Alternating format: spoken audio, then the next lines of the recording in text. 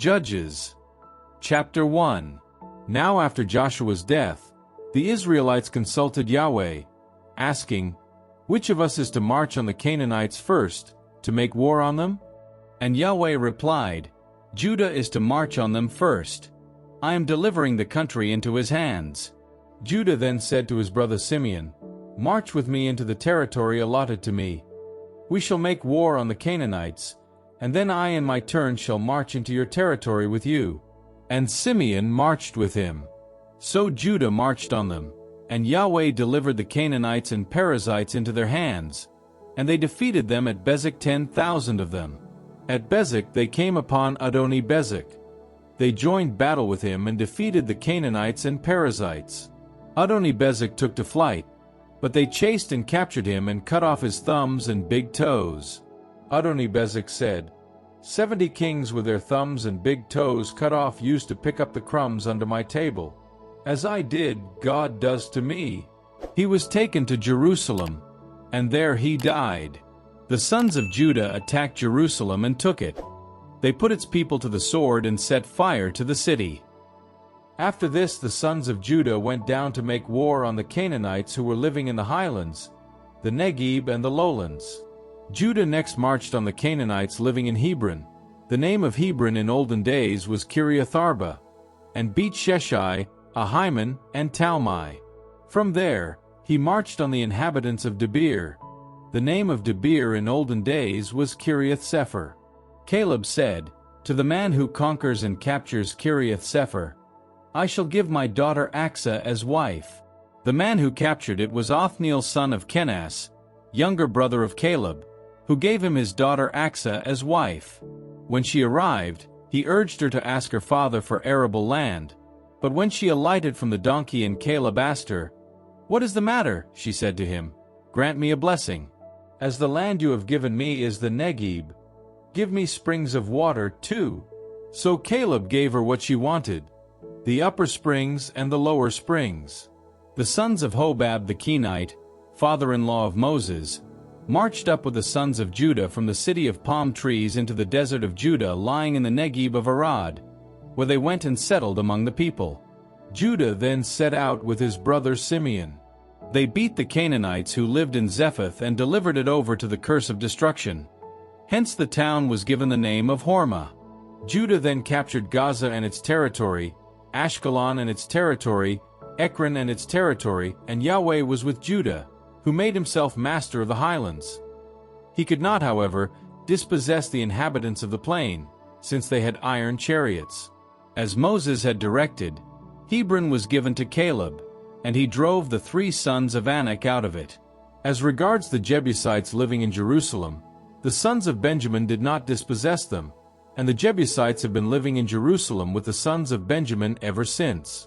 Similarly, the house of Joseph marched on Bethel, and Yahweh was with them.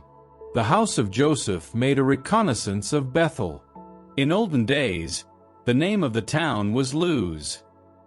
The scouts saw a man coming out of the town and said to him, "Show us how to get into the town, and we shall show you faithful love."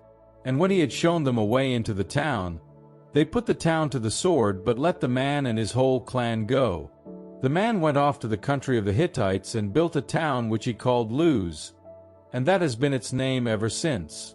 Manasseh did not dispossess Beth-shean and its dependencies, nor Tanakh and its dependencies, nor the inhabitants of Dor and its dependencies, nor the inhabitants of Ibleam and its dependencies, nor the inhabitants of Megiddo and its dependencies.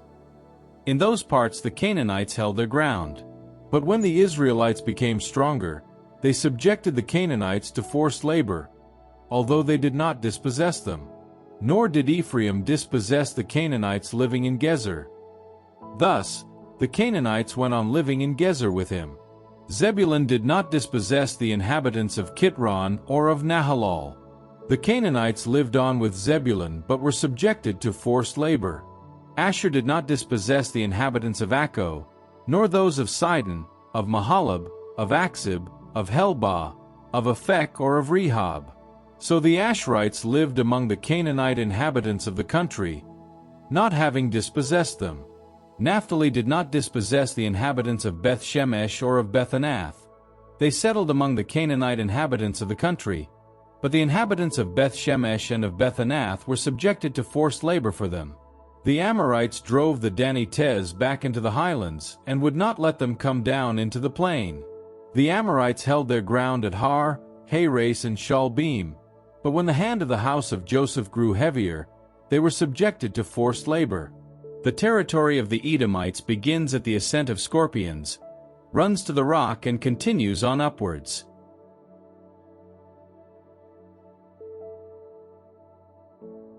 Judges, chapter 2.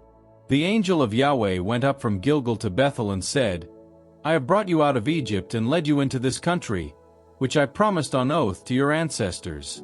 I said, I shall never break my covenant with you. You for your part must make no covenant with the inhabitants of this country. You will destroy their altars. But you have not listened to my voice. What is the reason for this? Very well, I now say this, I am not going to drive these nations out before you. They will become your oppressors, and their gods will be a snare for you. When the angel of Yahweh had spoken these words to all the Israelites, the people began to wail at the top of their voices. And they called the place Bochim, and offered sacrifices to Yahweh there. Joshua having dismissed the people, the Israelites then went away, each one to his own heritage, to occupy the country. The people served Yahweh throughout the lifetime of Joshua and throughout the lifetime of those elders who outlived Joshua and had known all the great deeds which Yahweh had done for the sake of Israel. Joshua son of Nun, servant of Yahweh, was 110 years old when he died. He was buried on the estate which he had received as his heritage at Timnath-Heres in the highlands of Ephraim, north of Mount Gash. And when that whole generation had been gathered to its ancestors, another generation followed it which knew neither Yahweh nor the deeds which he had done for the sake of Israel. The Israelites then did what is evil in Yahweh's eyes and served the Baals. They deserted Yahweh, God of their ancestors, who had brought them out of Egypt, and they followed other gods, from those of the surrounding peoples. They bowed down to these. They provoked Yahweh. They deserted Yahweh to serve Baal and Astartes. Then Yahweh's anger grew hot against Israel. He handed them over to pillagers who plundered them. He delivered them to the enemies surrounding them, and they were no longer able to resist their enemies. Whenever they mounted an expedition, Yahweh's hand was there to foil them, as Yahweh had told them and as Yahweh had sworn to them, so that they were in dire distress. Yahweh then appointed them judges, who rescued them from the hands of their plunderers. But even to their judges they refused to listen. They prostituted themselves to other gods and bowed down before these. Very quickly they left the path which their ancestors had trodden in obedience to the orders of Yahweh. They did not follow their example. When Yahweh appointed judges for them, Yahweh was with the judge and rescued them from the hands of their enemies as long as the judge lived, since Yahweh relented at their groans under their persecutors and oppressors. But once the judge was dead, they relapsed into even worse corruption than their ancestors. They followed other gods. They served them and bowed before them and would not give up the practices and stubborn ways of their ancestors at all. Yahweh's anger then blazed out against Israel, and he said, Since this people has broken the covenant which I laid down for their ancestors, since they have not listened to my voice, in future I shall not drive before them any one of those nations which Joshua left when he died, in order, by means of them, to put Israel to the test, to see whether or not they would tread the paths of Yahweh as once their ancestors had trodden them. Hence, Yahweh allowed these nations to remain. He did not hurry to drive them out, and did not deliver them into the hands of Joshua.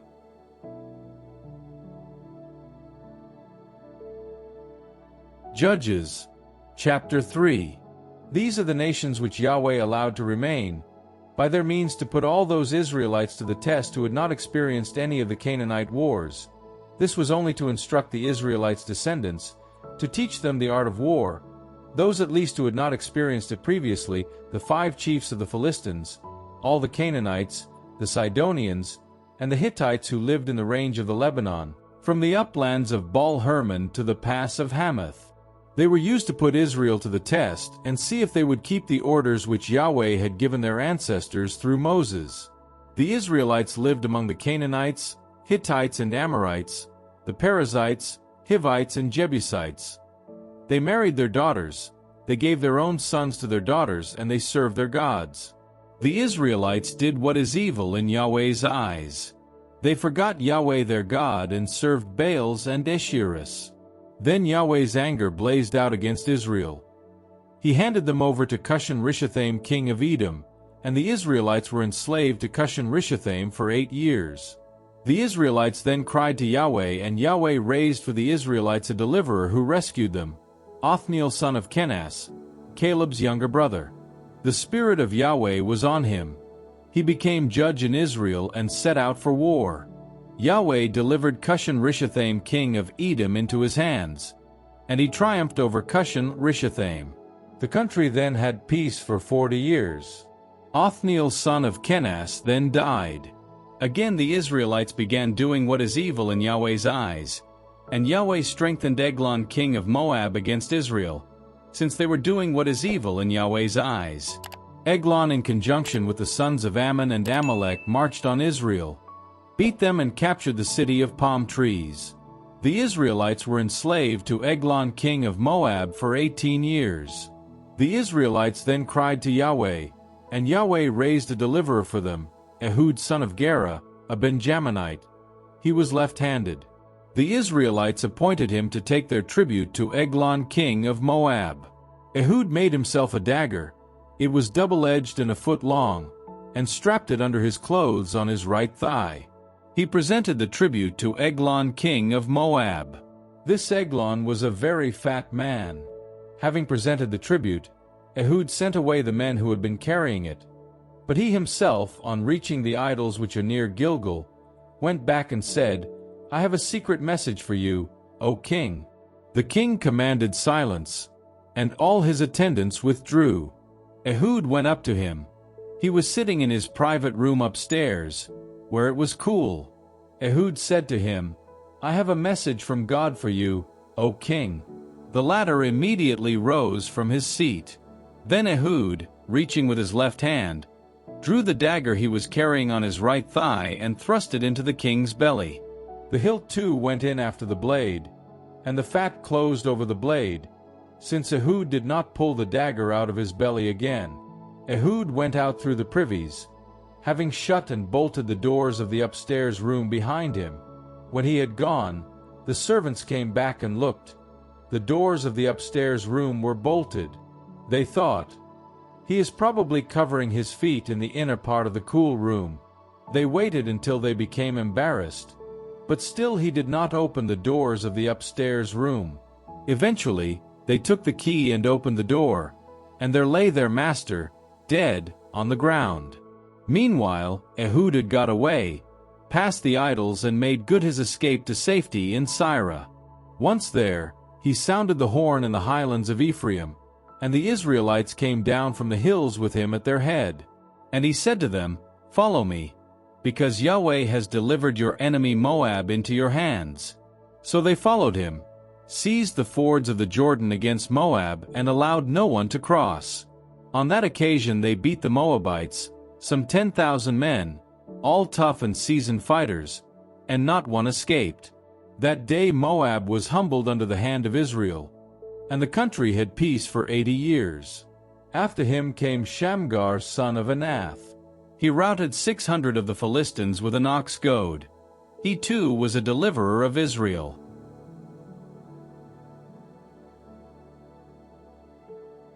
Judges, chapter 4. Once Ehud was dead, the Israelites again began doing what is evil in Yahweh's eyes, and Yahweh handed them over to Jabin king of Canaan, who reigned at Hazor. The commander of his army was Sisera, who lived in Hareshet HaGoyim. The Israelites then cried to Yahweh, for Jabin had 900 iron chariots and had cruelly oppressed the Israelites for 20 years. Deborah, a prophetess, wife of Lapidoth, was judging Israel at the time. She used to sit under Deborah's palm between Ramah and Bethel in the highlands of Ephraim, and the Israelites would come to her for justice. she sent for Barak son of Abinoam from Kadesh in Naphtali, and said to him, Has not Yahweh, God of Israel, commanded, Go, march to Mount Tabor, and with you take 10,000 of the sons of Naphtali and the sons of Zebulun? I shall entice Sisera, the commander of Jabin's army, to encounter you at the torrent of Kishon with his chariots and troops, and I shall put him into your power? Barak replied, If you come with me, I shall go. If you will not come, I shall not go, for I do not know how to choose the day when the angel of Yahweh will grant me success. I shall go with you then, she said, but the way you are going about it, the glory will not be yours. For Yahweh will deliver Sisera into the hands of a woman. Deborah then stood up and went with Barak to Kadesh. Barak summoned Zebulun and Naphtali. 10,000 men marched behind him, and Deborah went with him. Heber the Kenite had parted company with the tribe of Cain and with the sons of Hobab, father-in-law of Moses. He had pitched his tent near the oak of Zananim, not far from Kadesh. Sisera was informed that Barak son of Abinoam had encamped on Mount Tabor. Sisera summoned all his chariots, 900 iron chariots, and all the troops he had, from Harosheth-hagoyim to the torrent of Kishon.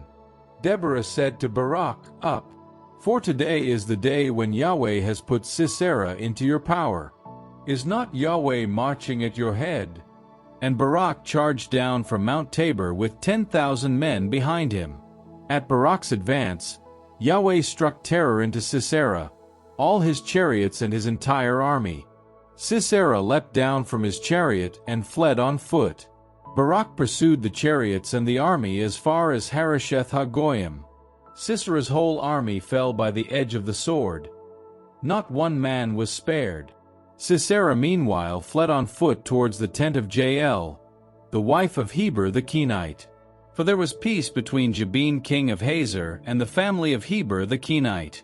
Jael came out to meet Sisera and said to him, Stay here, my lord, with me. Do not be afraid.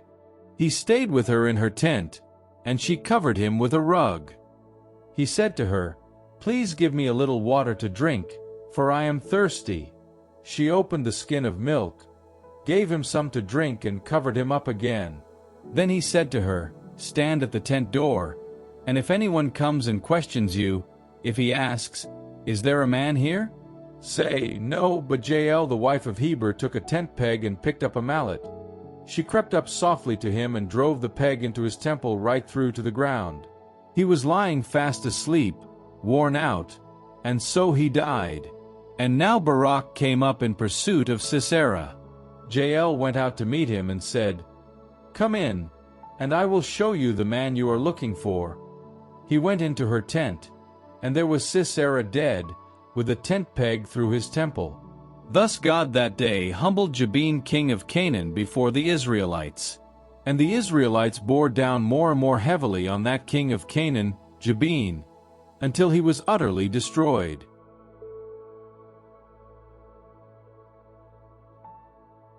Judges, chapter 5. They sang a song that day, Deborah and Barak son of Abinoam, and the words were, that the warriors in Israel unbound their hair, that the people came forward with a will, Bless Yahweh. Listen, you kings. Give ear, you princes.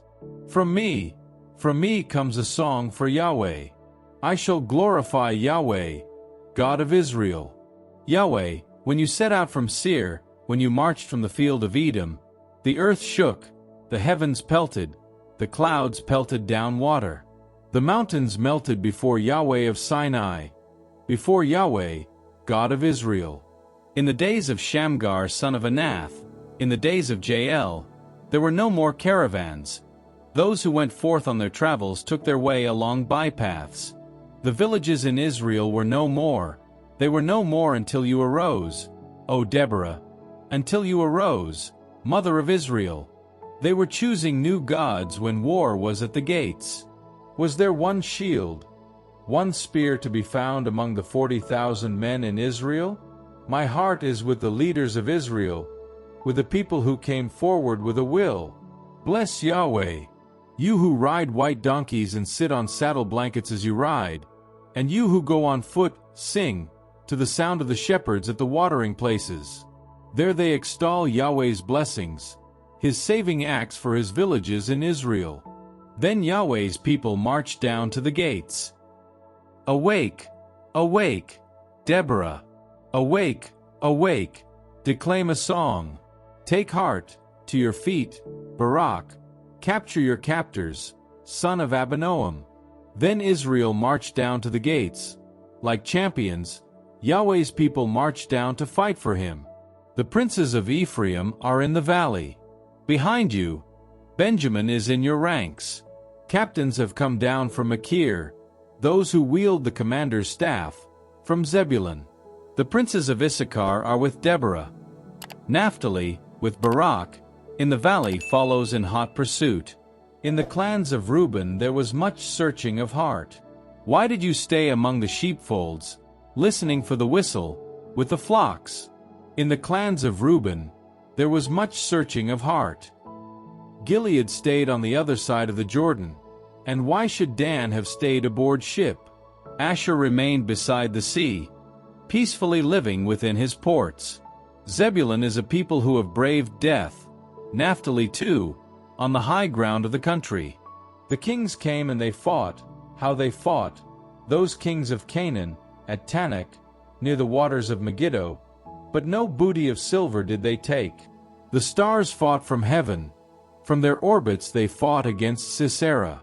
The torrent of Kishon swept them away, the torrent of old, the torrent of Kishon. March on, be strong my soul. The horse's hooves then hammer the ground. Galloping, galloping go his steeds. Curse Meroz, said the angel of Yahweh.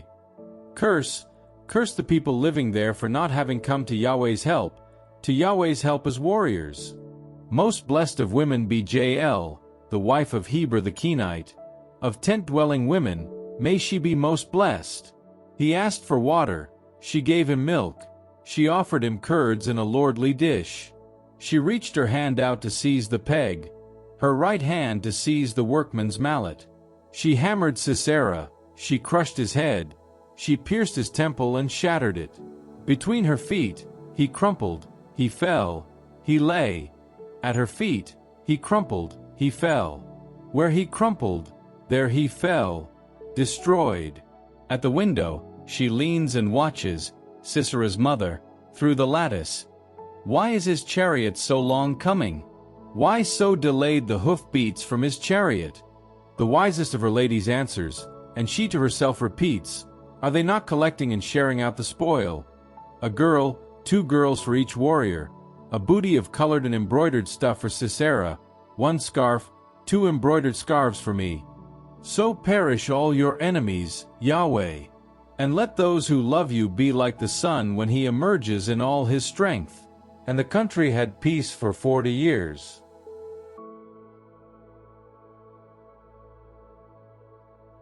Judges, chapter 6. The Israelites did what is evil in Yahweh's eyes, and for 7 years Yahweh handed them over to Midian, and Midian bore down heavily on Israel. To escape from the Midianites, the Israelites used the mountain clefts and the caves and shelters. Whenever Israel sowed seed, the Midianites would march up with Amalek and the sons of the east. They would march on Israel. They would pitch camp on their territory and destroy the produce of the country as far as Gaza. They left Israel nothing to live on, not a sheep or an ox or a donkey, for they came up as thick as locusts with their cattle and their tents. They and their camels were innumerable. They invaded the country to pillage it. Thus, Midian brought Israel to great distress, and the Israelites cried to Yahweh. When the Israelites cried to Yahweh because of Midian, Yahweh sent a prophet to the Israelites. He said to them, "This is what Yahweh, God of Israel, says, It was I who brought you out of Egypt, and led you out of the place of slave labor. I rescued you from the power of the Egyptians and from the power of all who oppressed you. I drove them out before you and gave their country to you. And I said to you, I am Yahweh your God. You are not to fear the gods of the Amorites in whose country you are now living. But you have not listened to my voice. The angel of Yahweh came and sat under the terebinth at Ophrah, which belonged to Joash of Abiezer. Gideon his son was threshing wheat inside the winepress, to keep it hidden from Midian, and the angel of Yahweh appeared to him and said, "Yahweh is with you, valiant warrior." Gideon replied, "Excuse me, my lord, but if Yahweh is with us, why is all this happening to us? And where are all his miracles which our ancestors used to tell us about when they said, 'Did not Yahweh bring us out of Egypt?' But now Yahweh has deserted us. He has abandoned us to Midian." At this, Yahweh turned to him and said, "Go in this strength of yours, and you will rescue Israel from the power of Midian. Am I not sending you myself?" Gideon replied, "Forgive me, my lord. But how can I deliver Israel? My clan is the weakest in Manasseh, and I am the least important of my father's family." Yahweh replied, "I shall be with you, and you will crush Midian as though it were one man." Gideon said, "If I have found favor in your sight, give me a sign that you are speaking to me. Please do not go away from here until I come back to you, bringing you my offering and laying it before you." And he replied, "I shall stay until you come back." Gideon went away. He prepared a young goat, and from an ephah of flour he made unleavened cakes. He put the meat into a basket and the broth into a pot, then brought it all to him under the terebinth. As he approached, the angel of Yahweh said to him, "Take the meat and unleavened cakes, put them on this rock and pour the broth over them." Gideon did so. The angel of Yahweh then stretched out the tip of the staff which he was carrying, and touched the meat and unleavened cakes. Fire sprang from the rock and consumed the meat and unleavened cakes, and the angel of Yahweh vanished before his eyes. Gideon then knew that this was the angel of Yahweh, and he said, "Alas, my Lord Yahweh! Now I have seen the angel of Yahweh face to face." Yahweh answered, "Peace be with you. Have no fear. You will not die." Gideon built an altar there to Yahweh and called it Yahweh Peace. This altar stands in our own day at Ophrah of Abiezer. Now that night, Yahweh said to Gideon, "Take your father's bull, the 7-year-old bull, and pull down the altar to Baal belonging to your father and cut down the sacred pole beside it. Then, on top of this strong point, build a proper altar to Yahweh your God. Then take the bull and burn it as a burnt offering on the wood of the sacred pole which you have cut down." Gideon then took 10 of his servants and did as Yahweh had ordered him. But being too frightened of his family and of the townspeople to do it in daylight, he did it at night. Next morning, when the townspeople got up, they found that the altar to Baal had been destroyed. The sacred pole standing beside it had been cut down, and the bull had been sacrificed as a burnt offering on the newly built altar. "Who has done this?" they asked one another. They searched, made inquiries, and declared, "Gideon son of Joash has done it." The townspeople then said to Joash, "Bring out your son. He must die for having destroyed Baal's altar and cut down the sacred pole which stood beside it." To the people all crowding round him, Joash replied, "Is it your job to plead for Baal? Is it your job to champion his cause? Anyone who pleads for Baal must be put to death before dawn. If he is a god, let him plead for himself, now that Gideon has destroyed his altar." That day, Gideon was given the name Jerubbaal, because they said, "Baal must plead against him, because he has destroyed his altar." All Midian and Amalek and the sons of the east joined forces and, having crossed the Jordan, pitched camp in the plain of Jezreel. And the Spirit of Yahweh clothed Gideon around. He sounded the horn, and Abiezer rallied behind him. He sent messengers throughout Manasseh, and Manasseh too rallied behind him. He sent messengers to Asher, Zebulun, and Naphtali, and they marched out to meet him. Gideon said to God, "If it is really you delivering Israel by means of me, as you have said, look, I am going to put a woolen fleece on the threshing floor. If there is dew only on the fleece and all the ground stays dry, then I shall know that you will deliver Israel by means of me, as you have said." And so it happened. Early next morning, Gideon got up, squeezed the fleece, and wrung enough dew out of the fleece to fill a cup. Gideon then said to God, "Do not be angry with me if I speak just once more. Allow me to make the fleece test just once more. Let the fleece alone be dry, and there be dew all over the ground." And God did so that night. The fleece alone stayed dry, and there was dew all over the ground.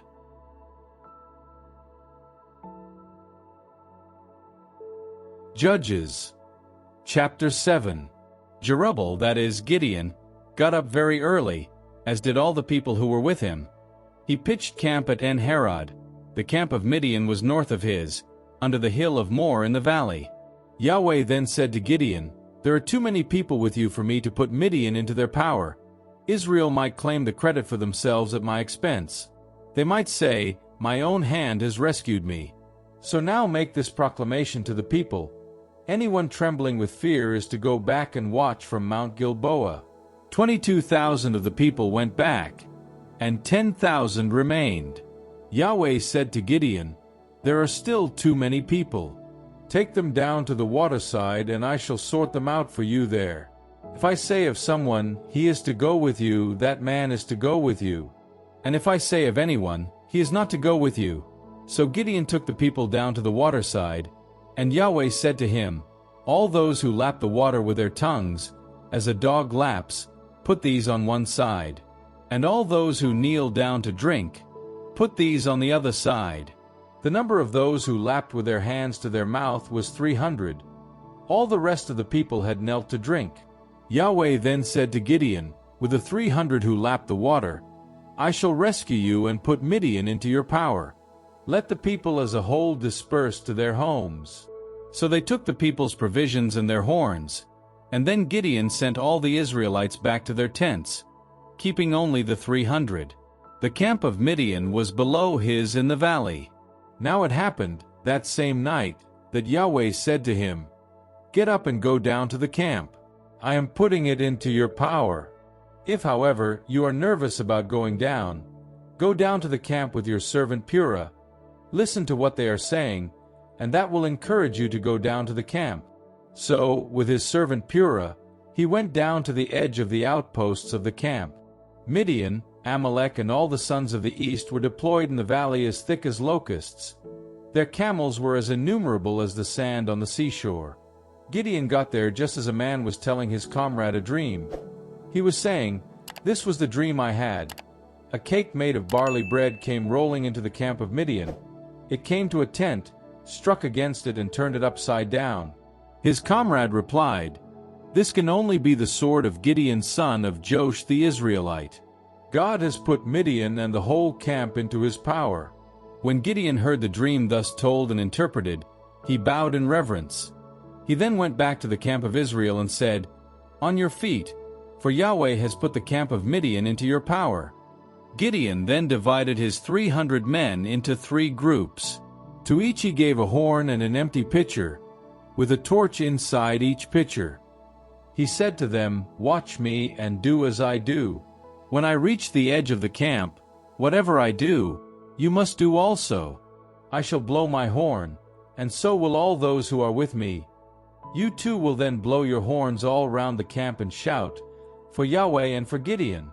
Gideon and his 100 companions reached the edge of the camp at the beginning of the middle watch, when the new sentries had just been posted. They blew their horns and smashed the pitchers in their hands. The 3 groups blew their horns and smashed their pitchers. With their left hands they grasped the torches, with their right hands the horns for blowing them, and they shouted, "The sword for Yahweh and for Gideon." And they stood still, spaced out round the camp. The whole camp was thrown into confusion, and the Midianites fled, shouting. While the 300 blew their horns, Yahweh made each man turn his sword against his comrade throughout the entire camp. They all fled as far as Beth-Hashittah in the direction of Zarethan, as far as the bank of Abel-Meholah opposite Tabbath. The men of Israel mustered from Naphtali, Asher, and all Manasseh, and pursued Midian. Gideon sent messengers throughout the highlands of Ephraim to say, "Come down to meet Midian. Seize the water points ahead of them as far as Beth-barah and the Jordan." All the men of Ephraim mustered and seized the water points as far as Beth-barah and the Jordan. They captured the 2 Midianite chieftains, Oreb and Zeb. They killed Oreb at Oreb's rock and Zeb at Zeb's winepress. They pursued Midian, and they brought the heads of Oreb and Zeb to Gideon on the other side of the Jordan.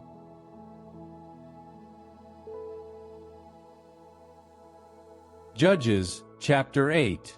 Now the men of Ephraim said to Gideon, "What do you mean by treating us like this, not summoning us when you went to fight Midian?" And they reproached him bitterly. He replied, "What have I achieved, compared with you? Is not the gleaning of Ephraim's grapes better than the vintage of Abiezer? God delivered Oreb and Zeb, the chieftains of Midian, into your power. What was I able to do, in comparison with what you have done?" At these words, their anger with him died down. Gideon reached the Jordan and crossed it, but he and his 300 companions were exhausted with the pursuit. So he said to the men of Sukkos, "Please give my followers some loaves of bread, since they are exhausted, and I am pursuing Zebah and Zalmunna, the kings of Midian." The headman of Sukkos replied, "Are the hands of Zebah and Zalmunna already in your grasp, that we should give bread to your army?" "Very well," retorted Gideon. "When Yahweh has put Zebah and Zalmunna into my power, I shall tear your flesh off with desert thorn and thistles." From there he went up to Penuel and asked the men of Penuel the same thing.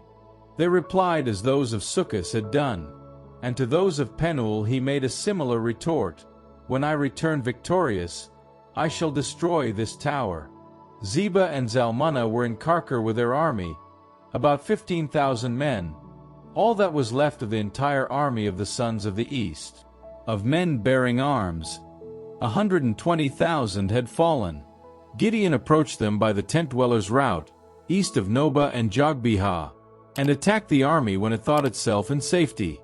Zebah and Zalmunna fled. He pursued them.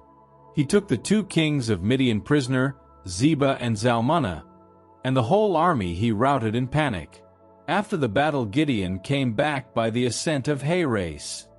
He caught a young man, one of the people of Sukkos, and questioned him, and the latter wrote down the names of the headmen and elders of Sukkos for him, 77 men. Gideon son of Joash then went to the people of Sukkos and said, "Here you see Zebah and Zalmunna, about whom you taunted me and said, 'Are the hands of Zebah and Zalmunna already in your grasp, that we should give bread to your exhausted troops?'" He then seized the elders of the town and, taking desert thorn and thistles, tore the men of Sukkos to pieces. He destroyed the tower of Penuel and slaughtered the townsmen. He then said to Zebah and Zalmunna, "The men you killed at Tabor, what were they like?" They replied, "They looked like you. Every one of them carried himself like the son of a king." Gideon replied, "They were my brothers, the sons of my own mother. As Yahweh lives, if you had spared their lives I would not kill you." To Jephthah his eldest son he said, "Stand up and kill them." But the boy did not draw his sword. He dared not. He was still only a lad. Zebah and Zalmunna then said, "Stand up yourself and strike us down. For as a man is, so is his strength." Then Gideon stood up and killed Zebah and Zalmunna, and he took the crescents from round their camels' necks. The men of Israel said to Gideon, "Rule over us, you, your son and your grandson, since you have rescued us from the power of Midian." But Gideon replied, "I will not rule you, neither will my son. Yahweh shall rule you." Gideon went on, however, "Let me make you one request. Each of you give me one ring out of his booty." For the vanquished had gold rings, being Ishmaelites. "We shall give them gladly," they replied. So he spread out his cloak, and on it each of them threw a ring from his booty. The weight of the gold rings which he had asked for amounted to 1,700 shekels of gold, besides the crescents and the earrings and purple garments worn by the kings of Midian, and besides the collars round their camels' necks. From this Gideon made an ephod and set it up in his town, in Ophrah. All Israel, following his example, prostituted themselves to it, and it was a snare for Gideon and his family. Thus Midian was humbled before the Israelites. He did not raise his head again, and the country had peace for 40 years, as long as Gideon lived. So Jerubbaal son of Joash went to live at home. Gideon had 70 sons begotten by him, for he had many wives. His concubine, who lived in Shechem, also bore him a son, to whom he gave the name Abimelech. Gideon son of Joash died after a happy old age and was buried in the tomb of Joash's father, at Ophrah of Abiezer. After Gideon's death, the people of Israel again began to prostitute themselves to the Baals, taking Baal-berith for their god. The Israelites no longer remembered Yahweh their God, who had rescued them from all the enemies round them. And to the family of Jerubbaal, Gideon, they showed no faithful gratitude for all the good which it had done for Israel.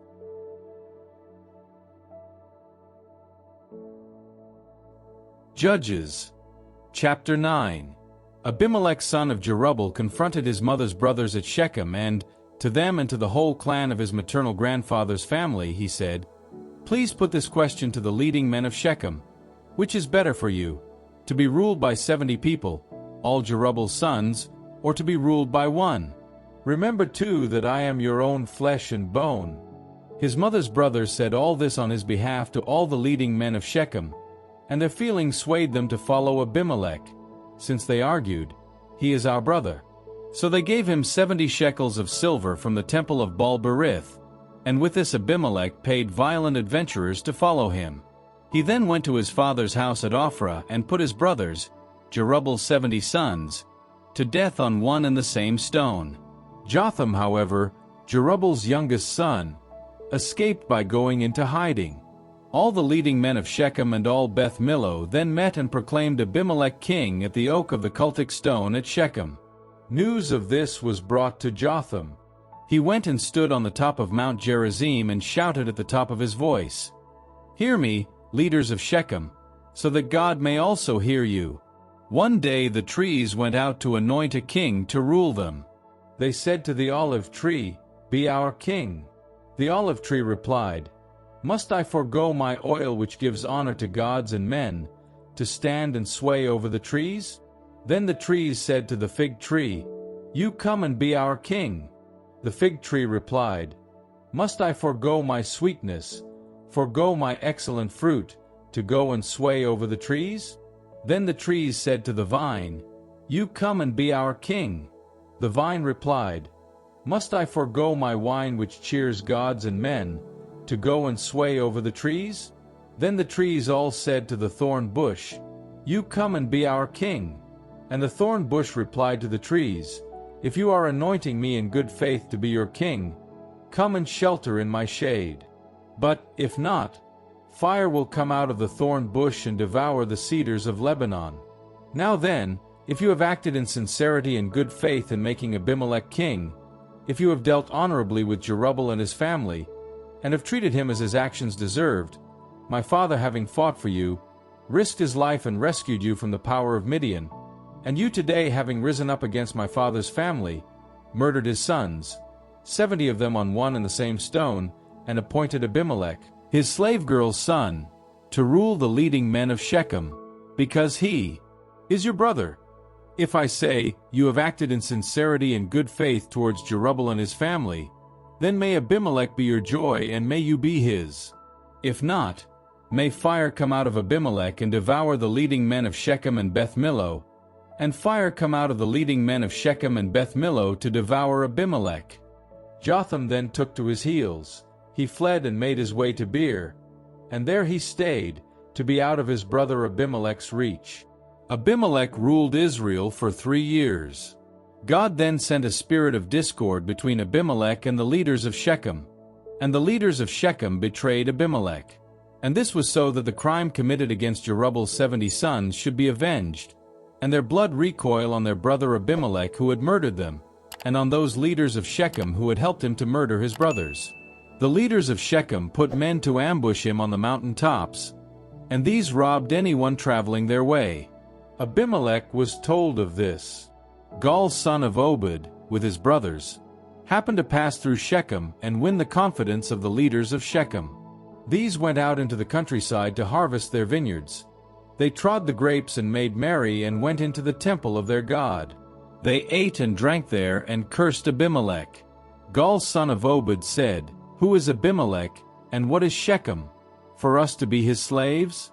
Should not Jerubbaal's son and his lieutenant, Zebul, be serving the men of Hamor, father of Shechem? Why should we be his slaves? Who will put this people under my command, so that I can expel Abimelech? I should say to him, reinforce your army and come out. Zebul the governor of the town was told what Gaal son of Obed had said, and he was furious. He sent messengers secretly to Abimelech to say, Look, Gaal son of Obed has come to Shechem with his brothers, and they are stirring up the town against you. So move under cover of dark, you and the men you have with you, and take up concealed positions in the countryside. Then in the morning at sunrise, break cover and rush on the town. When Gaal and his supporters come out to meet you, treat them as occasion offers. So Abimelech set off under cover of dark with all his own supporters and took up concealed positions over against Shechem, in 4 groups. As Gaal son of Obed was coming out and pausing at the entrance of the town gate, Abimelech and his supporters rose from their ambush. Gaal saw these men and said to Zebul, Look, there are men coming down from the tops of the mountains.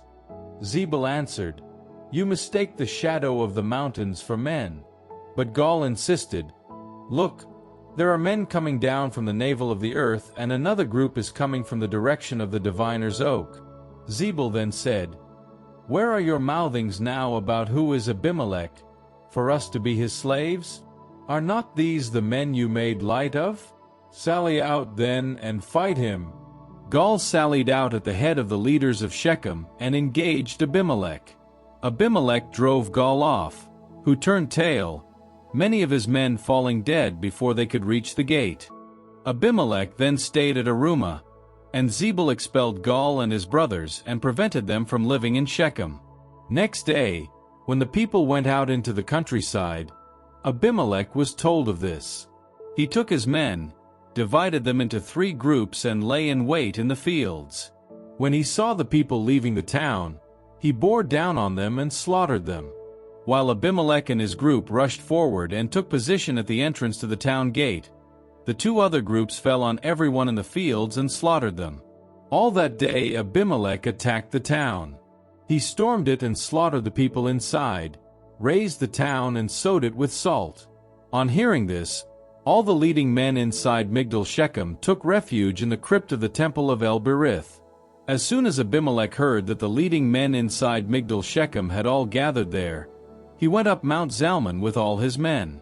Then taking an axe in his hands, he cut off the branch of a tree, picked it up and put it on his shoulder, and said to the men with him, Hurry and do what you have seen me do. Each of his men similarly cut off a branch. Then, following Abimelech, they piled the branches over the crypt and set it on fire over those who were inside, so that all the people in Migdal Shechem died too, about 1,000 men and women. Abimelech then marched on Thebez, besieged it and captured it. In the middle of the town there was a fortified tower in which all the men and women and all the leading men of the town took refuge. They locked the door behind them and climbed up to the roof of the tower. Abimelech reached the tower and attacked it. As he was approaching the door of the tower to set it on fire, a woman threw down a millstone on his head and cracked his skull. He instantly called his young armor-bearer and said, Draw your sword and kill me, so that it will not be said of me that a woman killed him. His armor-bearer ran him through, and he died. When the men of Israel saw that Abimelech was dead, they dispersed to their homes. Thus God made to recoil on Abimelech the evil he had done his father by murdering his 70 brothers. And all the evil that the men of Shechem had done God made recoil on their heads too. And so the curse of Jotham son of Jerubbaal came true for them.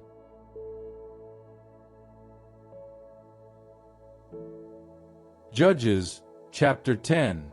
After Abimelech, Tola son of Puah, son of Dodo, rose to deliver Israel. He belonged to Issachar and lived at Shamir in the mountain country of Ephraim. He was judge in Israel for 23 years. He then died and was buried at Shamir.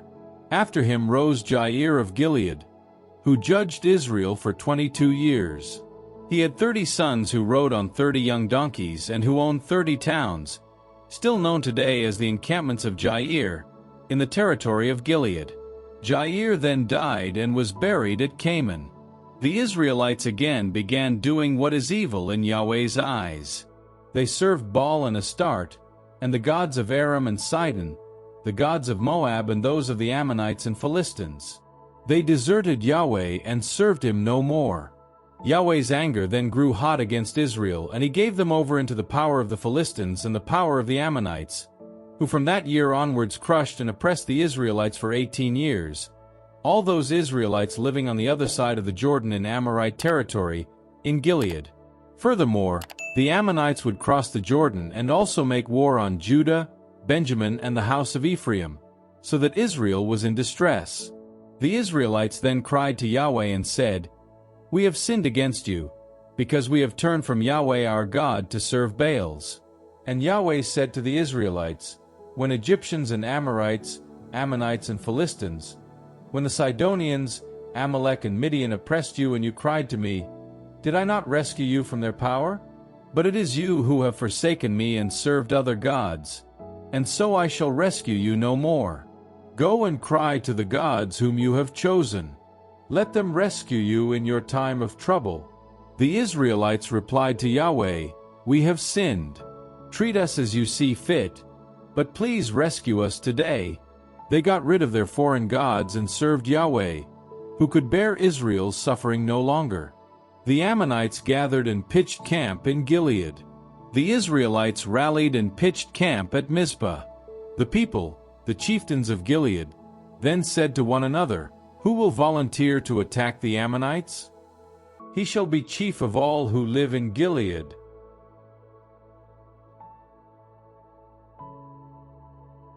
Judges Chapter 11.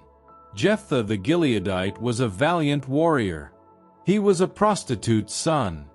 Gilead was Jephthah's father, but Gilead's wife also bore him sons.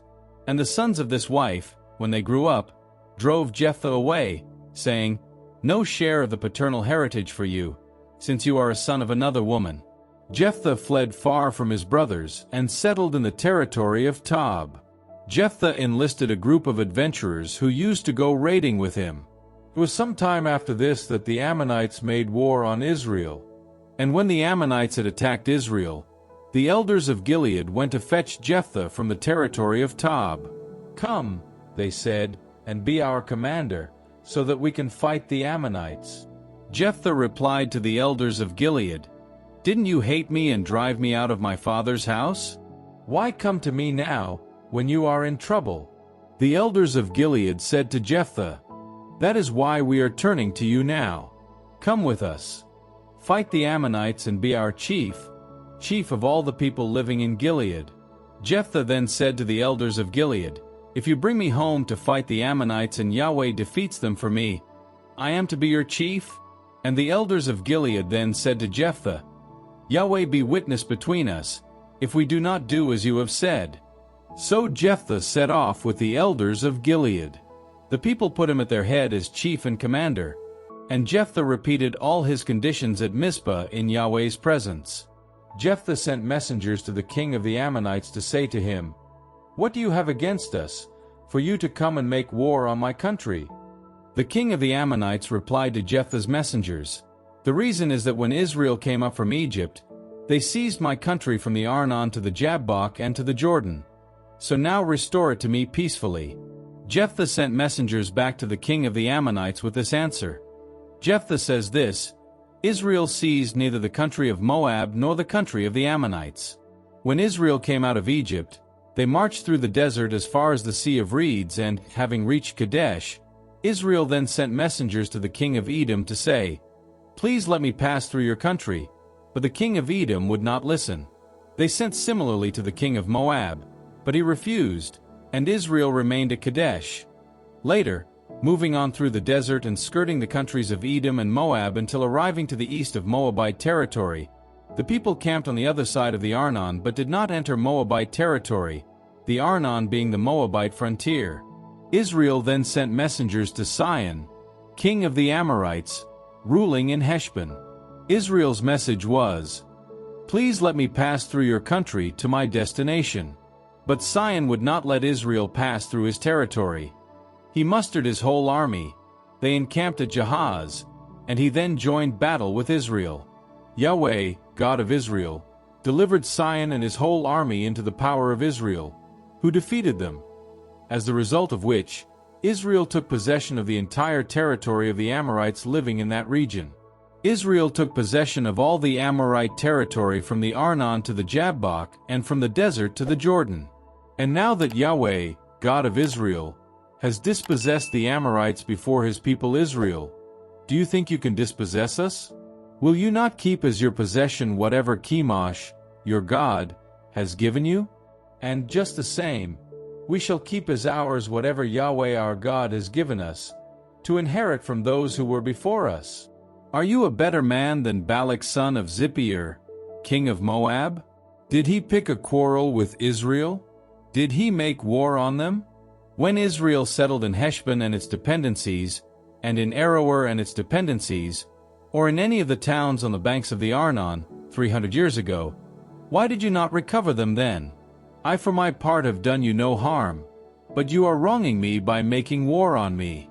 Let Yahweh the judge give judgment today between the Israelites and the king of the Ammonites. But the king of the Ammonites took no notice of the message that Jephthah sent him. The spirit of Yahweh was on Jephthah, who crossed Gilead and Manasseh, crossed by way of Mizpah in Gilead, and from Mizpah in Gilead crossed into Ammonite territory. And Jephthah made a vow to Yahweh, if you deliver the Ammonites into my grasp, the first thing to come out of the doors of my house to meet me when I return in triumph from fighting the Ammonites shall belong to Yahweh, and I shall sacrifice it as a burnt offering. Jephthah crossed into Ammonite territory to attack them, and Yahweh delivered them into his grasp. He beat them from Aroer to the border of Minnith, 20 towns, and to Abel-keramim. It was a very severe defeat, and the Ammonites were humbled by the Israelites. As Jephthah returned to his house at Mizpah, his daughter came out to meet him, dancing to the sound of tambourines. She was his only child. Apart from her, he had neither son nor daughter. When he saw her, he tore his clothes and exclaimed, "O my daughter, what misery you have brought upon me! You have joined those who bring misery into my life. I have made a promise before Yahweh which I cannot retract." She replied, "Father, you have made a promise to Yahweh. Treat me as the promise that you have made requires, since Yahweh has granted you vengeance on your enemies the Ammonites." She then said to her father, "Grant me this. Let me be free for 2 months. I shall go and wander in the mountains, and with my companions bewail my virginity."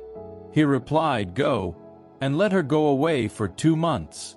So she went away with her companions and bewailed her virginity in the mountains. When the 2 months were over, she went back to her father, and he treated her as the vow that he had uttered bound him. She had remained a virgin, and hence the custom in Israel for the daughters of Israel to leave home year by year and lament over the daughter of Jephthah the Gileadite for 4 days every year.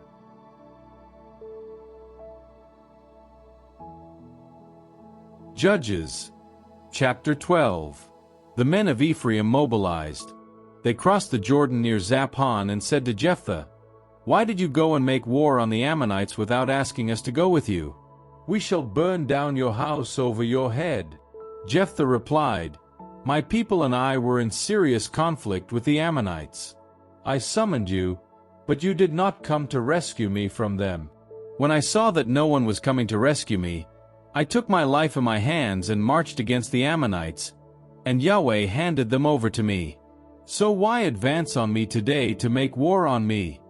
Jephthah then mustered all the men of Gilead and made war on Ephraim, and the men of Gilead defeated Ephraim, since the latter used to say, "You are only fugitives from Ephraim, you Gileadites in the heart of Ephraim and Manasseh." Gilead then cut Ephraim off from the fords of the Jordan, and whenever Ephraimite fugitives said, "Let me cross," the men of Gilead would ask, "Are you an Ephraimite?" If he said no, they then said, "Very well, say Shibboleth." If anyone said, "Sibboleth," because he could not pronounce it, then they would seize him and kill him by the fords of the Jordan. 42,000 Ephraimites fell on this occasion. Jephthah judged Israel for 6 years. Jephthah the Gileadite then died and was buried in his town, in Gilead. After him, Ibzan of Bethlehem was judge in Israel. He had 30 sons and 30 daughters. He gave his daughters in marriage outside his clan and brought in 30 brides from outside for his sons. He was judge in Israel for 7 years. Ibzan then died and was buried in Bethlehem. After him, Elon of Zebulun was judge in Israel. He was judge in Israel for 10 years. Elon of Zebulun then died and was buried at Aijalon in the territory of Zebulun. After him, Abdon son of Hillel of Pirathon was judge in Israel. He had 40 sons and 30 grandsons who rode 70 young donkeys. He was judge in Israel for 8 years. Abdon son of Hillel of Pirathon then died and was buried at Pirathon in the territory of Ephraim, in the Amalekite highlands.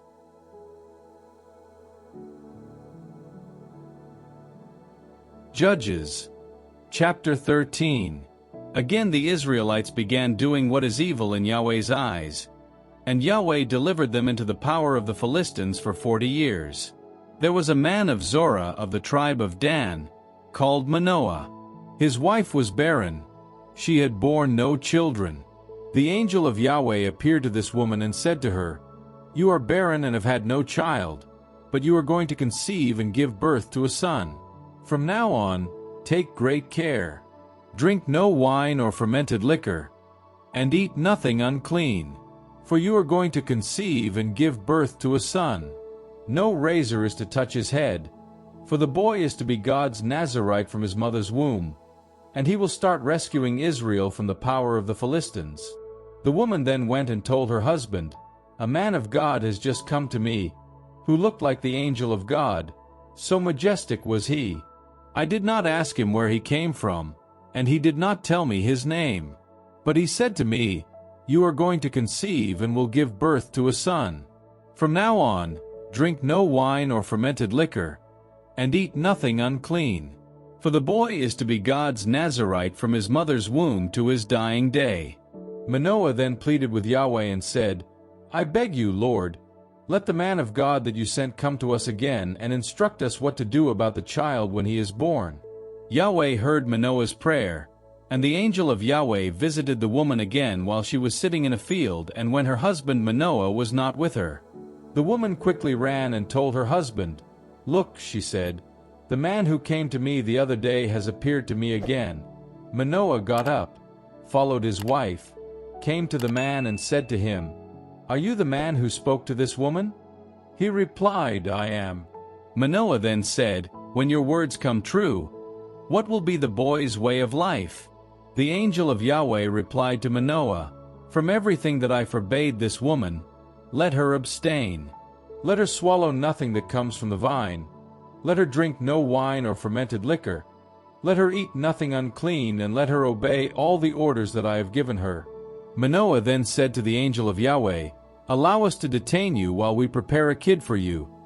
For Manoah did not know that this was the angel of Yahweh. The angel of Yahweh said to Manoah, "Even if you did detain me, I should not eat your food.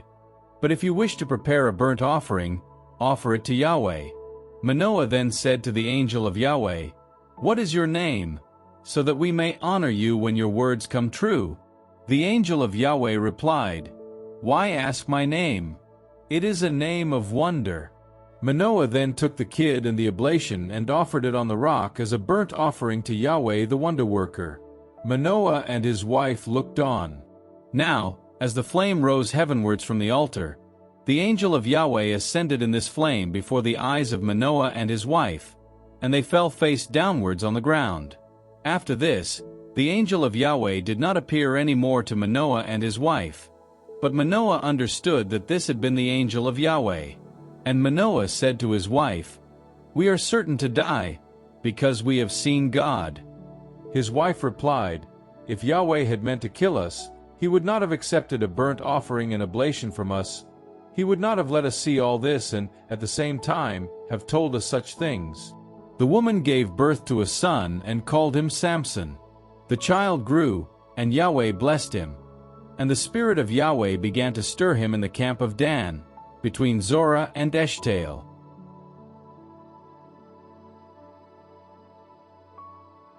Judges. Chapter 14. Samson went down to Timnah, and at Timnah he noticed a woman, a Philistine girl. He went home again and told his father and mother this. At Timnah, he said, I noticed a woman, a Philistine girl. So now get her for me to be my wife. His father and mother said to him, Is there no woman among your brother's daughters or in our entire nation, for you to go and take a wife among these uncircumcised Philistines? But Samson said to his father, Get that one for me. She is the one I am for me. She is the one I am fond of. His father and mother did not know that all this came from Yahweh, who was seeking grounds for a quarrel with the Philistines, since at this time the Philistines dominated Israel. Samson went down to Timnah, and, as he reached the vineyards of Timnah, he saw a young lion coming roaring towards him. The Spirit of Yahweh seized on him, and he tore the lion to pieces with his bare hands as though it were a kid. But he did not tell his father or mother what he had done. He went down and talked to the woman, and he became fond of her. Not long after this, Samson went back to marry her. He went out of his way to look at the carcass of the lion, and there was a swarm of bees in the lion's body, and honey. He took up some honey in his hand and ate it as he went along. On returning to his father and mother, he gave some to them, which they ate too, but he did not tell them that he had taken it from the lion's carcass. His father then went down to the woman, and Samson made a feast there, as is the custom for young men. And when the Philistines saw him, they chose 30 companions to stay with him. Samson then said to them, Let me ask you a riddle. If you can give me the answer during the 7 days of feasting, I shall give you 30 pieces of fine linen and 30 festal robes. But if you cannot tell me the answer, then you in your turn must give me 30 pieces of fine linen and 30 festal robes. Ask your riddle, they replied. We are listening. So he said to them, Out of the eater came what is eaten, and out of the strong came what is sweet. But 3 days went by, and they could not solve the riddle. On the 4th day they said to Samson's wife, Cajole your husband into explaining the riddle to us, or we shall burn you and your father's family to death. Did you invite us here to rob us? Samson's wife then went to him in tears and said, You only hate me, you do not love me. You have asked my fellow countrymen a riddle and told not even me the answer. He said to her, I have not told even my father or mother. Why should I tell you? She wept on his neck for the 7 days that their feasting lasted. She was so persistent that on the 7th day he told her the answer, and she told her fellow countrymen. So on the 7th day, before he went into the bedroom, the men of the town said to him, What is sweeter than honey, and what stronger than a lion? He retorted, If you had not plowed with my heifer, you would never have solved my riddle. Then the Spirit of Yahweh seized on him. He went down to Ashkelon, killed 30 men there, took what they wore and gave the festal robes to those who had answered the riddle, then burning with rage returned to his father's house.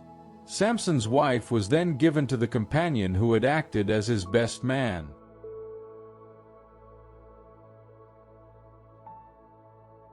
Judges. Chapter 15. Not long after this, at the time of the wheat harvest, Samson visited his wife with a kid. He said, I wish to go to my wife in her room, but her father would not let him enter. I felt sure, he said, that you had taken a real dislike to her, so I gave her to your companion. But would not her younger sister suit you better? Have her instead. But Samson answered them, I can get my revenge on the Philistines now only by doing them some damage. So Samson went off and caught 300 foxes, then took torches and, turning the foxes tail to tail, put a torch between each pair of tails. He lit the torches and set the foxes free in the Philistines' cornfields. In this way he burned both sheaves and standing corn, and the vines and olive trees as well. The Philistines asked, Who has done this? And received the answer, Samson, who married the Timnite's daughter. His father-in-law took the wife back again and gave her to his companion instead. The Philistines then went and burned the woman and her father's family to death. Samson said to them, If that is how you behave, I swear I will not rest till I have had my revenge on you." And he fell on them systematically and caused great havoc. Then he went down to the cave in the rock of Etham and lived there.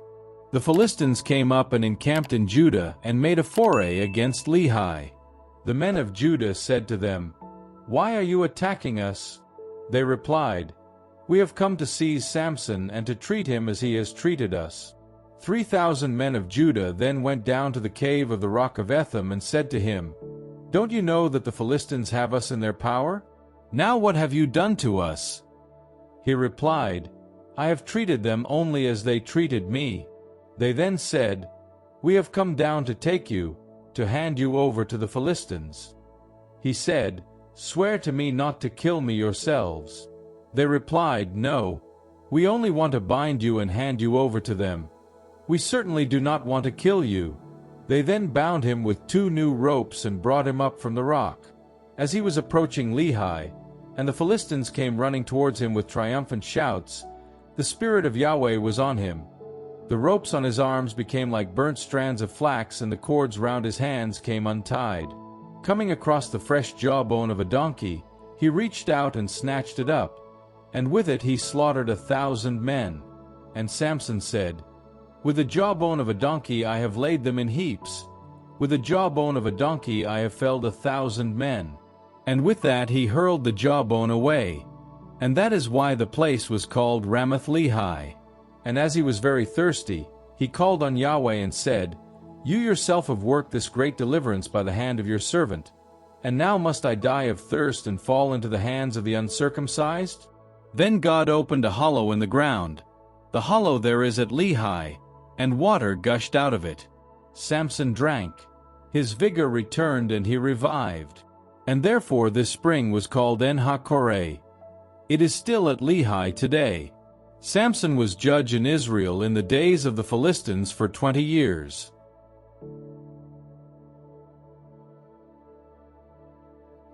Judges, chapter 16. Samson then went to Gaza and, seeing a prostitute there, went in to her. The men of Gaza being told, "Samson has arrived," surrounded the place and kept watch for him the whole night at the town gate. All that night they were going to make no move, thinking, "Let us wait until daybreak, and then kill him." Till midnight, however, Samson stayed in bed, and then at midnight he got up, seized the doors of the town gate and the 2 posts as well. He tore them up, bar and all, hoisted them onto his shoulders and carried them to the top of the hill overlooking Hebron. After this, he fell in love with a woman in the vale of Sorek. She was called Delilah. The Philistine chiefs visited her and said, "Cajole him and find out where his great strength comes from, and how we can master him, so that we can bind him and subdue him. In return we shall each give you 1,100 silver shekels." Delilah said to Samson, "Please tell me where your great strength comes from, and what would be needed to bind and subdue you." Samson replied, "If I were bound with 7 new bowstrings which had not yet been dried, I should lose my strength and become like any other man." The Philistine chiefs brought Delilah 7 new bowstrings which had not yet been dried, and she took them and bound him with them. She had men concealed in her room, and she shouted, "The Philistines are on you, Samson." Then he snapped the bowstrings as a strand of tow snaps at a touch of the fire. So the secret of his strength remained unknown. Delilah then said to Samson, "You have been laughing at me and telling me lies. But now please tell me what would be needed to bind you."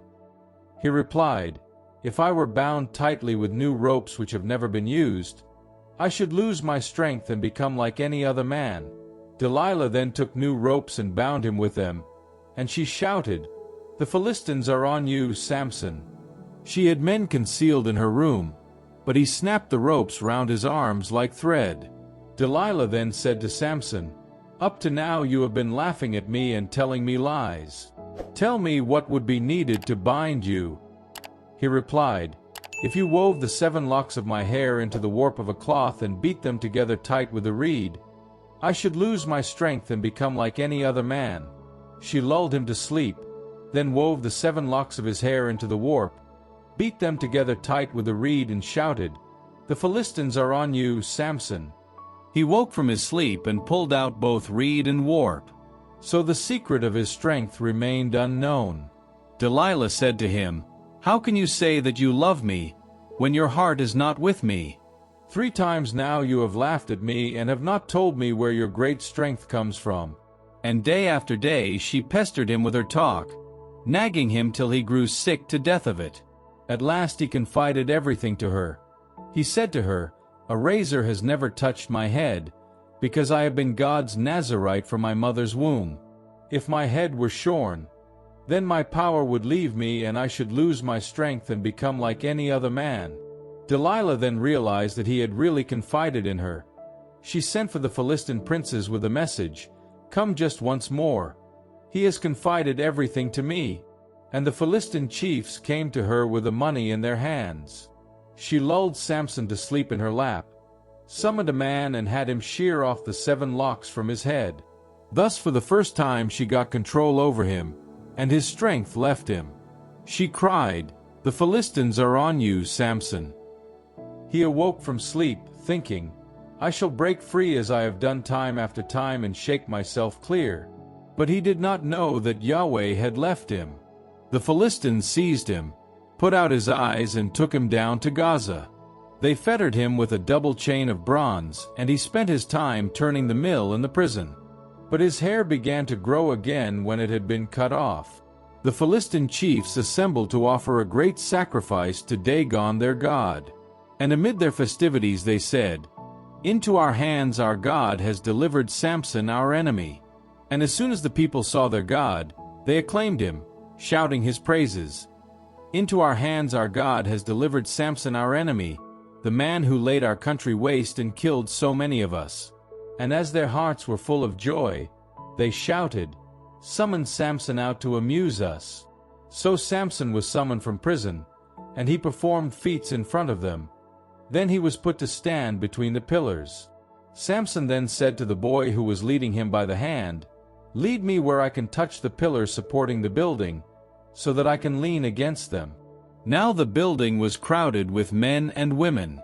All the Philistine chiefs were there, while about 3,000 men and women were watching Samson's feats from the terrace. Samson called on Yahweh and cried out, "Lord Yahweh, I beg you, remember me. Give me strength again this once, O God, and let me be revenged on the Philistines at one blow for my 2 eyes." And Samson took hold of the 2 central pillars supporting the building, and braced himself with his right arm round one and his left round the other. And he shouted, "Let me die with the Philistines." He then heaved with all his might, and the building fell on the chiefs and on all the people there. Those whom he brought to their death by his death outnumbered those whom he had done to death during his life. His brothers and the whole of his father's family came down and carried him away.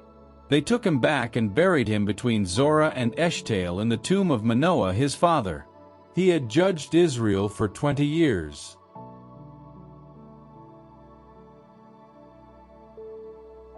Judges, chapter 17. In the highlands of Ephraim there was a man called Micaiah.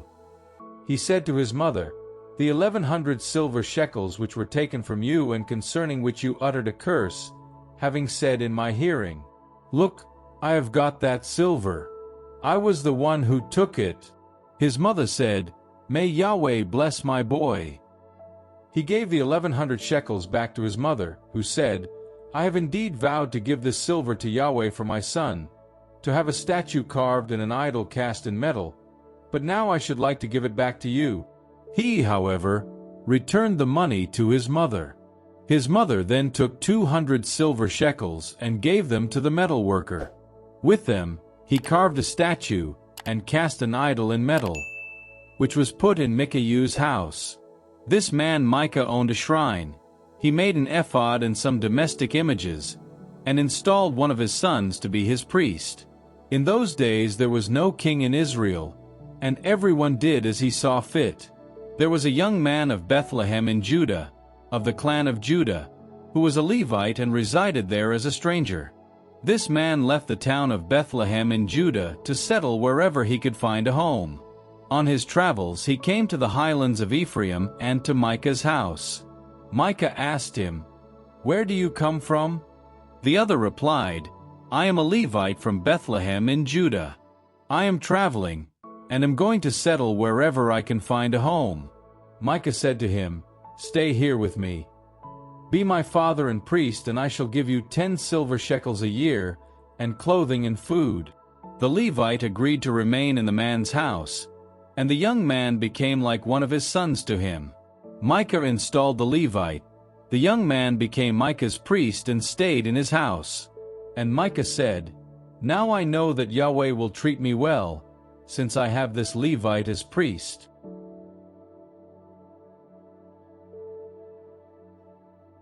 Judges, chapter 18. In those days there was no king in Israel. Now in those days the tribe of Dan was in search of a territory to live in, for until then no territory had fallen to them among the tribes of Israel.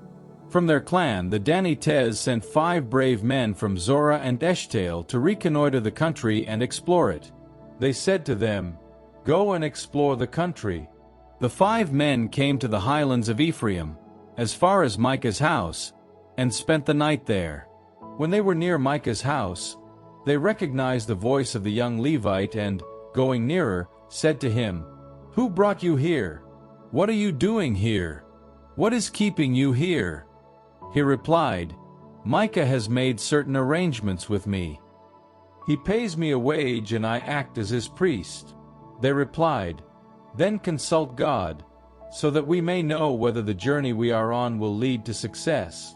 The priest replied, "Go in peace. Yahweh is watching over your journey." The 5 men then left and, arriving at Laish, saw that the people living there had an untroubled existence, according to the customs of the Sidonians, peaceful and trusting, that there was no lack or shortage of any sort in the territory, that they were a long way away from the Sidonians, and that they had no contact with the Arameans. They then went back to their brothers at Zorah and Eshtaol, and, when the latter asked them, "What have you to report?" they said, "Up. We must go against them, since we have looked at the country, and it is excellent, though you take no action. Waste no time in setting out and taking possession of the country. When you get there, you will find a trusting people. The country is wide, and God has put it at your mercy. It is a place where there is no lack of anything on earth." From these places, consequently, from the clan of Danites at Zorah and Eshtaol, 600 men set out equipped for war. They went up and camped at Kiriath Jearim in Judah, and for this reason the place is still called the Camp of Dan today. It lies to the west of Kiriath Jearim. From there they entered the highlands of Ephraim and came to Micah's house. The 5 men who had been to reconnoiter the country then spoke to their brothers. "Do you know," they said, "that in these houses there is an ephod, some domestic images, a carved statue and an idol cast in metal? So now work out what you have got to do." So, turning off the road, they went to the young Levite's dwelling, to Micah's house, and greeted him peacefully, while the 600 men of the Danites, equipped for war, stood at the threshold of the gate. The 5 who had been to reconnoiter the country went on into the house and took the carved statue, the ephod, the domestic images and the idol cast in metal. Meanwhile the priest remained at the threshold of the gate with the 600 men equipped for war. These men, having entered Micah's house, took the carved statue, the ephod, the domestic images and the idol cast in metal. The priest, however, said, "What are you doing?" "Be quiet," they replied. "Put your hand over your mouth and come with us, and become our father and priest. Are you better off as domestic priest to one man, or as priest to a tribe and clan in Israel?" The priest was delighted. He took the ephod, the domestic images and the carved statue, and went off among the people. Resuming their original line of march, they set off, having put the women, children, livestock and baggage out in front. They had gone some distance from Micah's house, when the people living in the houses near Micah's house raised the alarm and set off in pursuit of the Danites. As they shouted after the Danites, the latter, turning about, said to Micah, "What is the matter with you, that you are shouting like this?" He replied, "You have taken away my God, which I have had made, and the priest as well. You are going away, and what have I got left? And now you ask me, what is the matter? The Danites said, Let us hear no more from you, or quick-tempered men may set about you, and this might cost you your life and the lives of your family. So the Danites went on their way, and Micah, seeing that they were the stronger, turned and went home. So, having taken the god made by Micah, and the priest who had been his, the Danites marched on Laish, on a peaceful and trusting people. They put it to the sword and they burned down the town. There was no one to come to the rescue, since it was a long way from Sidon and had no contact with the Arameans. It lay in the valley running towards Beth-rehob. They rebuilt the town and settled in it and called it Dan, from the name of Dan their ancestor who had been born to Israel. Originally, however, the town had been called Laish. The Danites erected the carved statue for themselves. Jonathan son of Gershom, son of Moses, and his sons after him were priests for the tribe of Dan till the day when the inhabitants of the country were carried away into exile. The carved statue made by Micah they installed for their own use, and there it stayed as long as the house of God remained at Shiloh.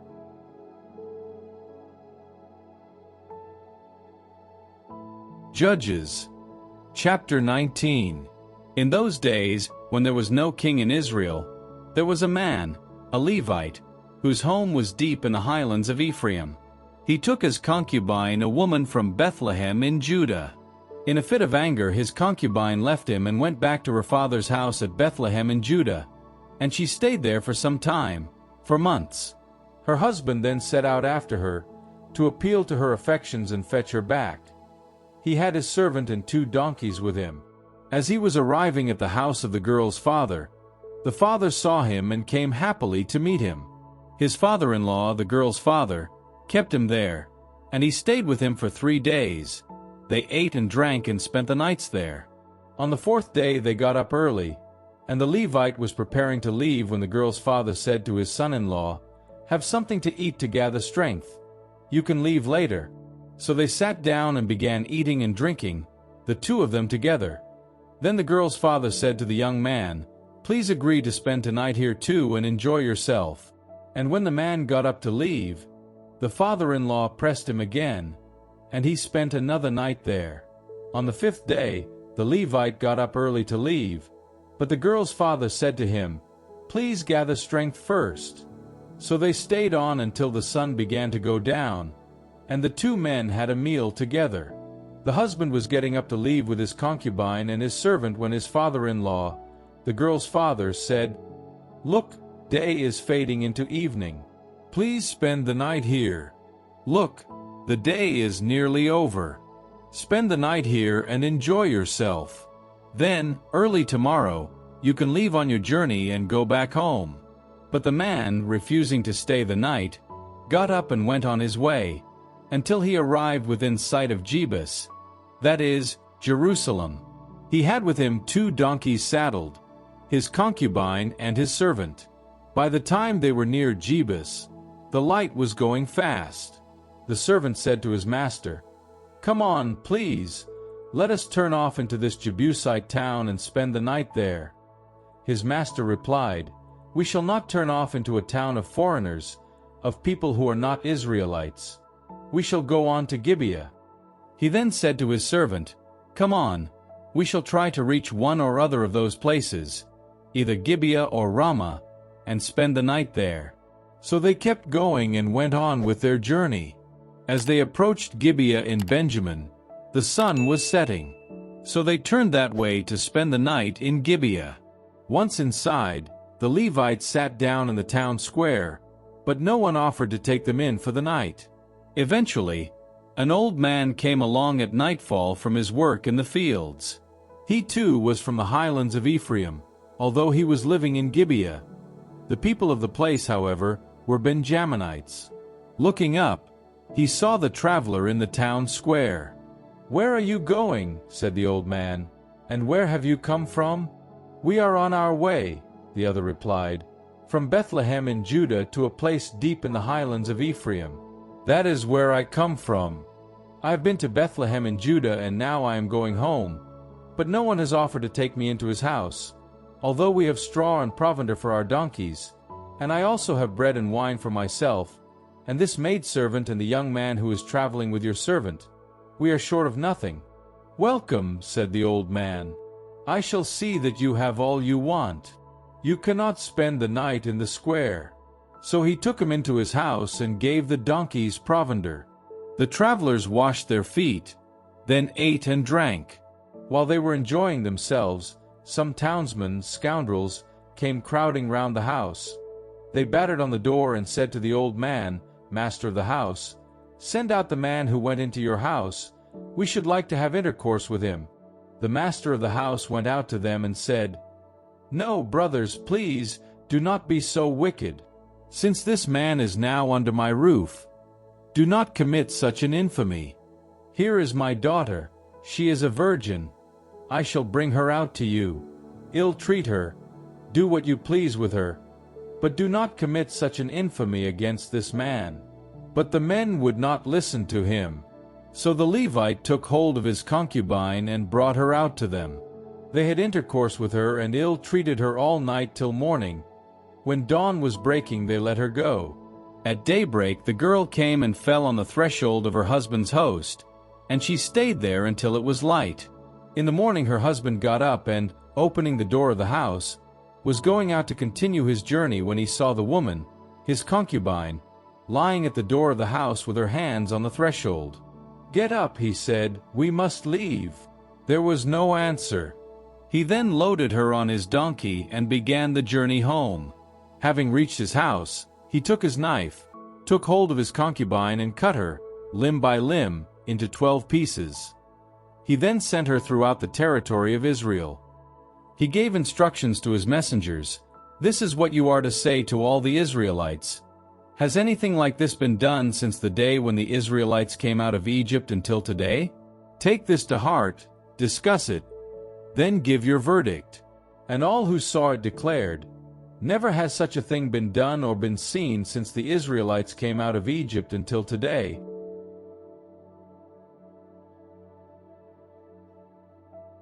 Judges, chapter 20. The Israelites then all turned out and, as one man, the entire community from Dan to Beersheba, including Gilead, assembled in Yahweh's presence at Mizpah. The leaders of the entire people, of all the tribes of Israel, were present at this assembly of God's people, 400,000 trained infantry. The Benjaminites heard that the Israelites had gone up to Mizpah. The Israelites then said, "Tell us how this crime was committed." The Levite, husband of the murdered woman, spoke in reply and said, "The men of Gibeah ganged up against me and, during the night, surrounded the house where I was lodging. They intended to murder me. They raped my concubine to death. I then took my concubine, cut her up and sent her throughout the entire territory of the heritage of Israel, since these men had committed a shameful act, an infamy, in Israel. Now, all you Israelites, discuss the matter and give your decision here and now." The whole people stood up as one man and said, "None of us will go home, none of us will go back to his house. And this is what we are now going to do to Gibeah. We shall draw lots and, throughout the tribes of Israel, select 10 men out of 100, 100 out of 1,000, 1,000 out of 10,000 to collect food for the people, so that, on their arrival, the latter may treat Gibeah and Benjamin as this infamy perpetrated in Israel deserves." Thus, as one man, all the men of Israel mustered against the town.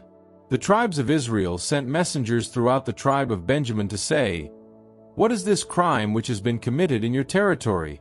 Now, give up these men, these scoundrels living in Gibeah, so that we can put them to death and wipe out this evil from Israel." The Benjaminites, however, would not listen to their brother Israelites.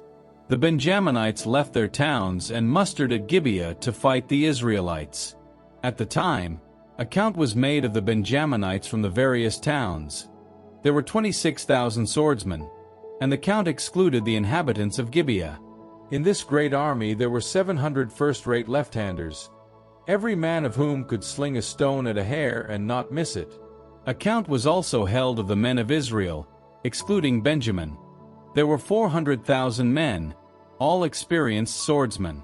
They moved off, up to Bethel, to consult God.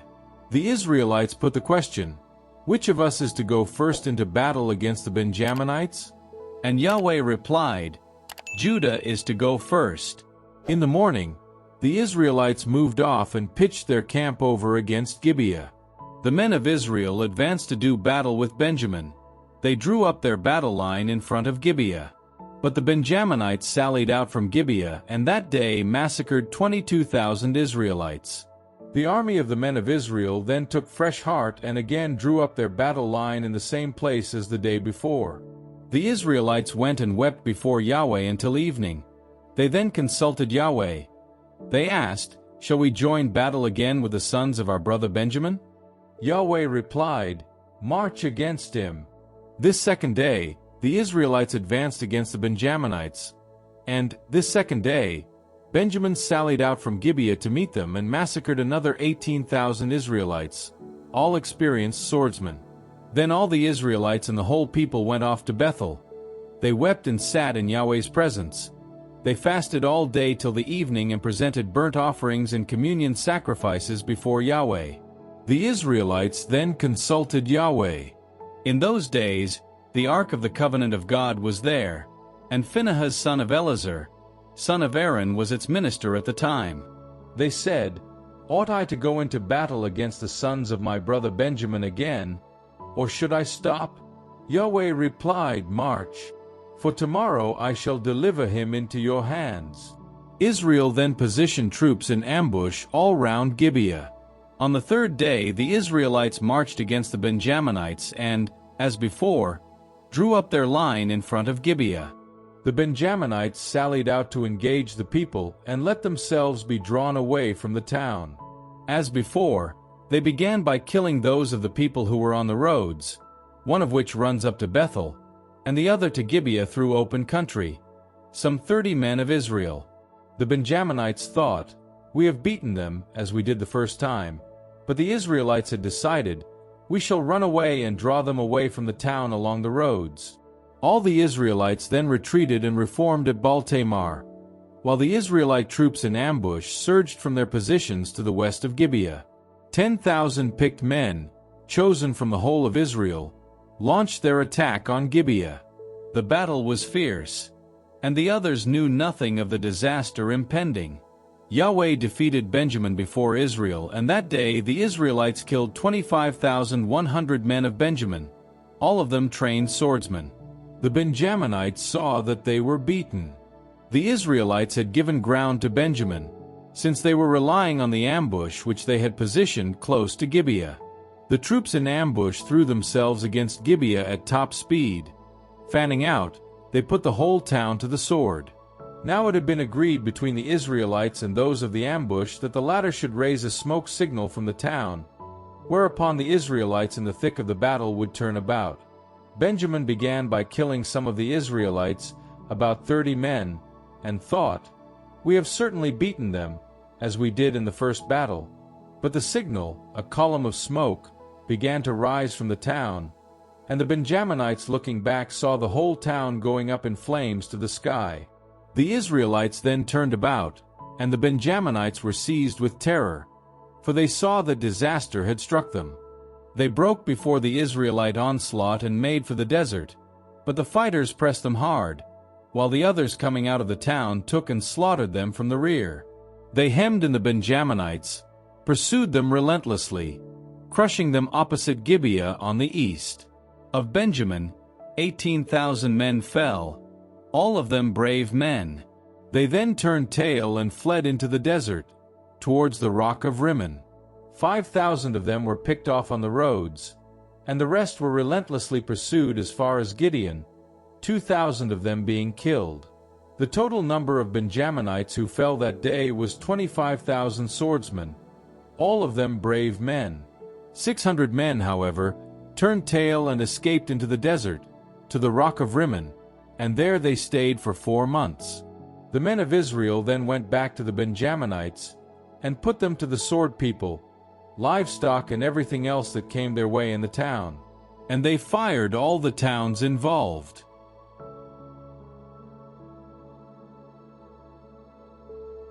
Judges. Chapter 21. The men of Israel had sworn this oath at Mizpah: "None of us is to give his daughter in marriage to Benjamin." The people went to Bethel and stayed there until evening, sitting before God and raising their voices, made a great lament, and exclaiming, "Yahweh, God of Israel, why has this happened in Israel that a tribe should be missing from Israel today?" The next day the people got up early and built an altar there. They presented burnt offerings and communion sacrifices. The Israelites then said, "Out of all the tribes of Israel, who has not come to Yahweh, to the assembly?" For they had sworn a solemn oath that anyone who did not come to Yahweh at Mizpah would certainly die. Now the Israelites felt sorry about Benjamin their brother. "Today," they said, "a tribe has been amputated from Israel. What shall we do to provide wives for those who are left, since we have sworn by Yahweh not to give them any of our own daughters in marriage?" They then asked, "Out of the tribes of Israel, who is it that has not come to Yahweh at Mizpah?" It was discovered that no one from Jabesh in Gilead had come to the camp for the assembly. For, a muster having been called of the people, none of the inhabitants of Jabesh in Gilead was present. The community then dispatched 12,000 of their bravest men there, with these orders: "Go and slaughter all the inhabitants of Jabesh in Gilead, including the women and children. This is what you are to do. All males and all those women who have ever slept with a man, you will put under the curse of destruction, but the lives of the virgins you will spare." And this they did. Among the inhabitants of Jabesh in Gilead they found 400 young virgins who had never slept with a man, and brought them to the camp, to Shiloh in the territory of Canaan. The whole community then sent messengers to offer peace to the Benjaminites who were at the rock of Rimmon. Benjamin then came home. They were given those of the women of Jabesh in Gilead whose lives had been spared, but there were not enough for all. The people felt sorry about Benjamin, Yahweh having made a breach in the tribes of Israel. And the elders of the community said, "What shall we do to provide wives for the survivors, since the women of Benjamin have been wiped out?" They went on, "How can we preserve a remnant for Benjamin so that a tribe may not be lost to Israel? We cannot give them our own daughters in marriage." For the Israelites had taken an oath, "Accursed be the man who gives a wife to Benjamin." However, they said, "There is the feast of Yahweh, held every year at Shiloh. The town lies north of Bethel, east of the highway that runs from Bethel up to Shechem, and south of Lebonah." So they told the Benjaminites to do as follows: "Put yourselves in ambush in the vineyards. Keep watch. When the girls of Shiloh come out in groups to dance, you then come out of the vineyards. Each of you seize a wife from the girls of Shiloh and make for Benjaminite territory.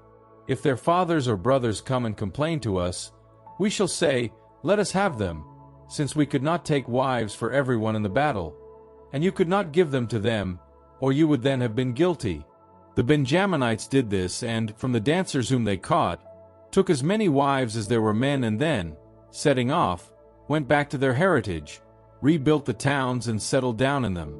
The Israelites then dispersed, each man to rejoin his tribe and clan, each leaving that place for his own heritage. In those days there was no king in Israel, and everyone did as he saw fit.